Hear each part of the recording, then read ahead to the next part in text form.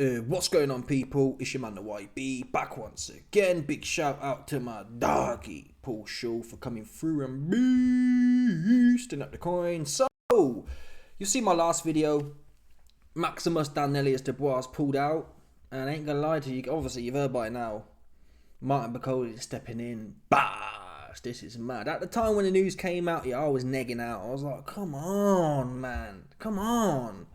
It was proper irritating me. Because we're used to the stinkers coming in at best. It could have been just off completely on 2 days' notice, right? But what I like about Turkey is Turkey's been chilling with the slaphead, Dana White.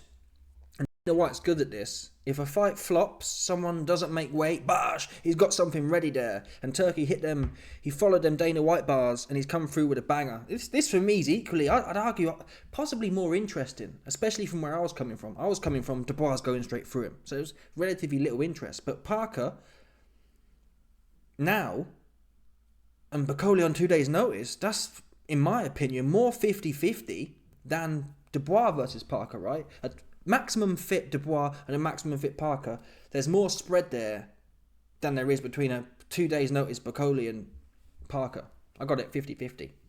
Now, again, when I heard this news and I saw these replacements, the Ring Magazine put out Lawrence Okoli, David Alalshikh, and Murad Aliyev are among the options. When I saw that, I thought, come on, that stinks, man. Okoli would have been alright, but I mean, Okoli's not going to do that. He's not going to do that. He was never going to do that. So it was Alalshikh or Murad Aliyev. Stinker. But Turkey came through. Martin Bakole came out and said, listen, I want this one. Bash, give me this one. And I have to say, both men, to be fair, both men. Parker, I already respected him after Zhang and Wilder. Yeah, I have banter that he can't punch. But this really, for me, is nailed it. Both of these men, to be quite frank. Again, I don't know what to say. These men are the pinnacle of the game right now. I don't know anyone who would do this, to be honest. I'm not even sure. Obviously, it's different. When you're a champion, someone like Usyk, you don't have to do these kind of rush moves. Both of these two have got something to prove. But still, Parker, I think he's WBO interim champion. He didn't need to. He could have fought a stiff that was offered, like Murad Aliyev. The fact he wants to go in there and take on the most dangerous man, the most duck man, all I can say is salute to both of these dudes. Bakole doing it. Bakole's in a nice spot in the IBF. He was having a final eliminator with, what's his name? With the Jagbakat. It's phenomenal, people. It's phenomenal. Anyway, let's get to some of the situations which are somewhere. Turkey reacted and said the following.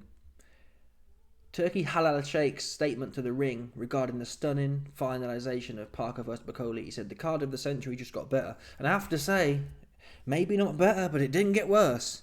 That's what we can conclude. This card has not got worse, for sure. It has not got worse. Anyway, now to the technical element of what I'm thinking about the results of this fight. Let's hear some bars from Ben Chalong. Here we go. Obviously, Ben Chalong promotes Martin Bakole. Okay, maybe not ideal for the fighters, everyone has to take a risk, but I knew His Excellency would see this as the best fight available, and it is the best fight available, and credit to everyone involved. Ben, can you tell us what sort of shape Martin Bakole is in right now? Has he been in training camp? I mean, where is he at right now? He's in the Congo. Well, he's in the Congo? He's in the Congo. We managed to find a flight before we put his name forward because we were nervous about the flights, and he'll be here. He's coming from the Congo. Look. But is he in training camp? No, he's not, is the answer. He's not. But Martin Bakole can beat anyone, and we're extremely confident. And look, Parker's the fittest heavyweight, I believe, on the planet, so he's taking a risk, but so is Joseph Parker. And look, it's just a fight that Martin wanted. Ben, run us through how it all happened, because you're up here calling for it. So, you heard there from Ben Chalong. He's in the Congo. He's not even with his trainer. We've got another video here. He's not even with his trainer, Billy Nelson. Not even with him. He's in the Congo, chilling out.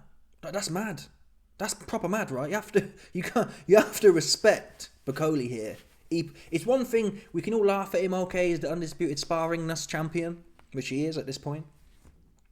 People, if you really are just a sparring talker, you don't take fights in 2 days' notice. You don't. You must proper be either... What we're going to find out on Saturday is that Bakole's the hardest man since sliced bread. Yeah? We're either going to find out his name is Mohammed Martin Imad Bakole, or he's delusional. And there's an argument, even Bakole on his best day could lose to Parker. It's a 12-round fight. Bakole's never had a 12-round fight. Never had a 12-round fight. When he was fit for it as well. When he fought Yoka, it was a 10-round fight and he was blowing. But I love this from both men. Parker and Bakole, for me now, they're the standouts. Yeah? They're the standouts, psychologically speaking. Both of these men. You can argue the toss, who's got bigger balls, but people, look at Joe Parker. Listen, I wouldn't want to fight. Oh, wait, well, Parker gets to fight him on 2 days' notice. People, I wouldn't want to fight Martin Bakole with 2 minutes' notice. How about that? I wouldn't want to fight him with 10 weeks' notice. I wouldn't want to fight him with 2 weeks' notice. 2 minutes' notice, sorry. No notice. Don't want to fight him at all, right? So, Parker, it's like, to be fair to Parker, though, or to be fair in general, Dubois and Bakole are similar challenges, more or less. It's a hard night's work. So Joe Parker, he was going to have a hard night's work. If Dubois was fit and healthy, he was going to have a hard night's work. Bakole, hard night's work. The difference is, though, Dubois might have had a full gas tank, right, if he's healthy and fit. Bakole might not. So if I was doing the strategy for Parker, go in there, win 2 or 3 of the first 6, to stay alive, don't get your head knocked off, and go to work. Because I think Bakole's legs will fall off in the back straight. You just got to survive. Do not go in there trying to be hard, Joe Parker. I know you've put weight on, but do not go in there trying to prove a point. Because Bakole will only be dangerous, really, for the first 6. If you can get through the first 6 and nick 2 or 3 of the rounds, you can probably win the next 4 of the last 6, kind of thing. That would be my strategy for Joe Parker. But let's see. Bakole must feel himself. He must know something we don't. Because if you're in the Congo and you're not even with your trainer and you're not even been training, whoa. And Bakole wants it. He put his name out there. Here's the bars from Martin Bakole's trainer, Billy Nelson. Bosh. Come Saturday night. Now, I've seen your tweet that you're willing to jump on a flight right now with Martin Bakole and accept that fight. I'm just jumping straight in the deep end here. Talk to me. 100%. We're ready to fly out. Martin's in Congo, so he'd get over there, no problem. I'd meet him there tomorrow. We'd obviously have to do the weigh-in a little later, and then we'd fight Joe Parker in 2 days' notice, no problem. Is Martin ready for Joe Parker? I know Martin's been here. He's been training with you for the last couple of weeks. He's went back to the Congo. Couple of months. Sorry, my fault. A couple of months he's been here. So is Martin ready for Joseph Parker right now? Martin will always be ready for Joseph Parker. Mm. And again, you're confident. I know there's always been these spars. I salute it. Again, we laugh at these dudes. Oh, they're always ready. Oh, yeah, the sparring guys. Listen, people, this is on site. Yeah? Those bars have sent shivers down my spine, seriously. I'll always be ready for you. Yeah? There's no amount of notice needed for you. Always ready. There's not a time you could ever catch me slipping. I want you bad, Joseph Parker. And again, I'm not roasting Parker, because salute to him as well. Like, I can't lie. I'd have expected Parker to go for one of the bums no one cares about. But seriously, I got big, massive salutes to both of these men. And to be honest, whoever's able to win gets full credit for me. If Parker pulls this off, this will be crazy, right? Wilder, Zhang, Bakole. Zhang and Bakole, the last 2. Those were the boogeymen. Yeah, he went life and death with Zhang, but right, it's caught a spade here, life or death or not. Most of us thought Zhang was going to knock his head off. So the fact it didn't happen that way, and the fact he picked up most of the rounds, you have to give him credit for that. Zhang's massive as well. Bakole's massive. So I don't really have an emotional favourite here. I'm happy if Parker pulls this off. He really has earned it for himself. He hasn't had there's been no flowers handed to him for the work he's doing right now. And the same for Bakole. Bakole was begging for the opportunity. People were saying he was not getting the opportunities. It's one thing saying it, it's another thing jumping on a flight with 2. Can you just get your mind into that? You're going into a headline fight and you're chilling out in the Congo. Just chilling out, no doubt, or whatever he was doing there. To change that, you've got to be on site. You've got to be a proper old school Mandinga warrior. That's what Bakole is. And on that note, let's talk about the gambling now. On that note of an old school Mandinga warrior, I hate to break it to you, man, but I've got about $30 on Bakole. Bakole's the underdog. You put a tenner on Bakole, you get £15 profit back. I'm taking that one. I think the fight's 50-50, but I like the power. You might know I'm a homosexual for the power. So we've got about $30 on Bakole. at 2.5 decimal, which is about 1.5 to 1. Again, tenner down, £15 profit. That's what I'm going for on this one. It's worth a punt. He wants it. If he wants it, if Bakole believes in himself enough to get on a plane in 2 days' notice, I believe in him enough. He must know something we don't. He must know. You know what I'm saying? He's buying into his own hype, and I like backing people who are buying into their own hype, and it doesn't always end well for me doing that, to be fair. Sometimes you get Bumpy Johnsoned. But until we get Bumpy Johnsoned, I'm riding with him. I can't back Parker. I can't back him. He can't punch. And not to mention he's a favourite. If Bakole was a favourite, I wouldn't have touched it. But Bakole is an underdog. It's worth a punt. Right now, you put a tenner on Parker, you get £7 profit back.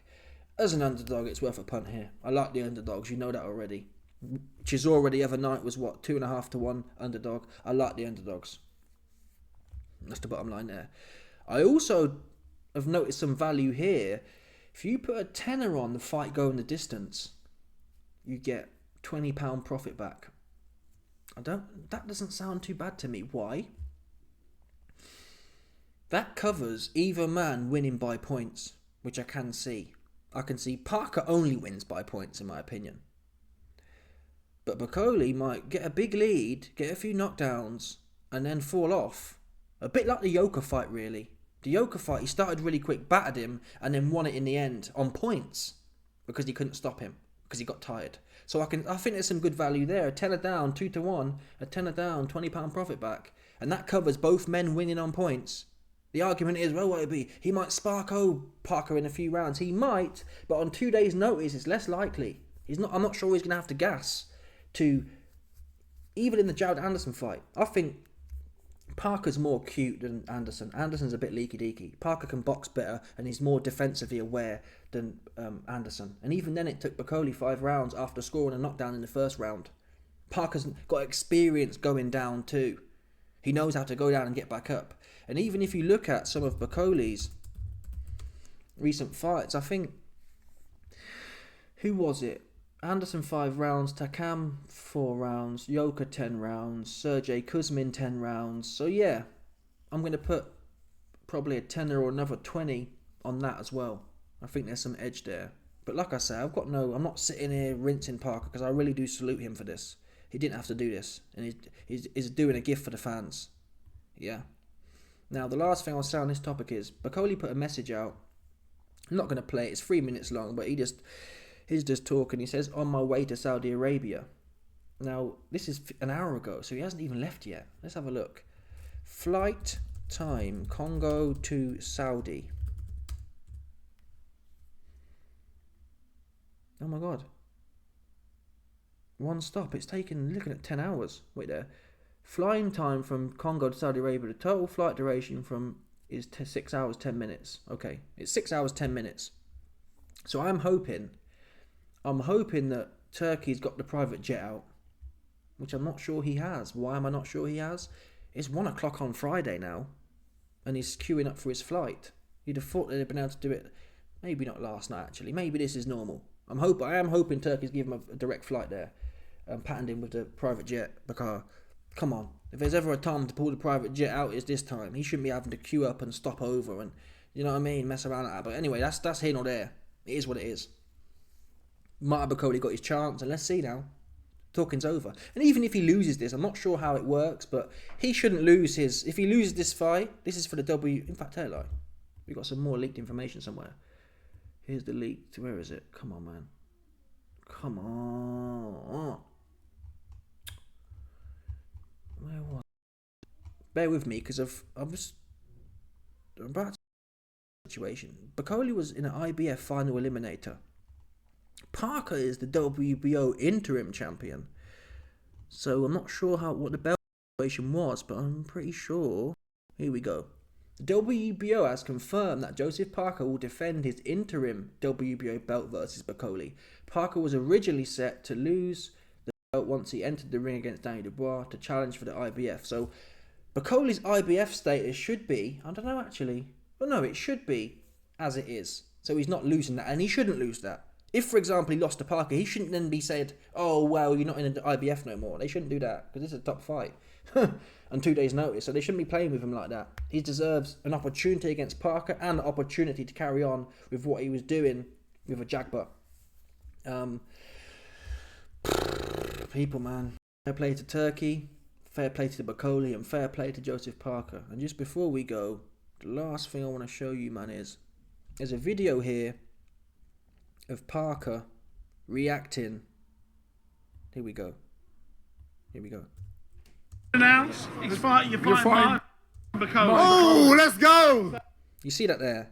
I don't want to play it all because of copyright situation, but look at Parker's face. You're fighting Bakole. Oh, let's go! You're fighting Martin Bakole. Oh, let's go! This ain't the guy who's cacked his pants. People, I'll be cacking my pants. Proper.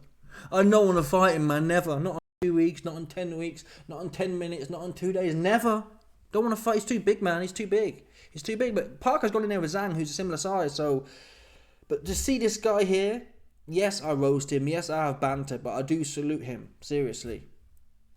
I salute Joseph Parker for this one here. He didn't have to do this. He could have cuckolded the fans with a stinker, and he'd have been well within his right. Even if you fight a stinker, mid-level heavyweight, on 2 days' notice, you should get respect for that. Even that. But this, Parker's up there. He's at the pinnacle for me. And Bakole as well is up there. They do what they're not just talking it. AJ was, to be fair, AJ did fight Mr. Blobby, Andy Ruiz, and got punched up. So AJ was half about it himself, but this is another level. Andy Ruiz was, all due respect, Andy Ruiz wasn't supposed to be nothing, was he? Yeah. All due respect. And that was 6 weeks notice as well, by the way. 5 or 6 weeks notice AJ gave Andy Ruiz. So this is another level, man. Yeah. People, listen. When AJ was fighting Dillian White, and Dillian White pulled out, I think it was a week or something like that on 1 week's notice, who'd he fight?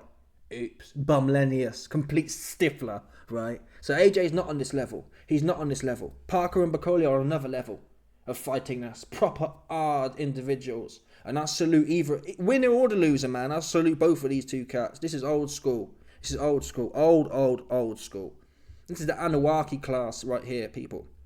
They don't make them like this no more. I wouldn't want to do it. I don't want to do that. No. Don't put me in there with that big black ass, man. I don't want to be in there with him, man. Big old school man, Dinga Nick. I ain't getting in there with him. He's too big. That's what I'll be saying. So fair play to Joe Parker. I really do salute him. Seriously. And I'm happy if he pulls it off. I don't want to hear about, oh, well, he wasn't fit. If he pulls this off, full stop. A man, Martin Bakole, who you heard his trainer, who said, I'm ready for you anytime. If Parker pulls this off, he needs his full flowers. And to be fair, if he pulls it off, it only puts him in better stead for the Dubois fight. That's all it does. If Parker proper boxes up Bakole, we have to start asking questions about Dubois at that point. Bottom line. Anyway, people, wicked. Can't wait for this. I'm more interested in this than the original, to tell the truth. Anyway, let me know your thoughts. Smash the like button, subscribe, like off the bell, 100%. There's no doubt about this one, people. Stop it.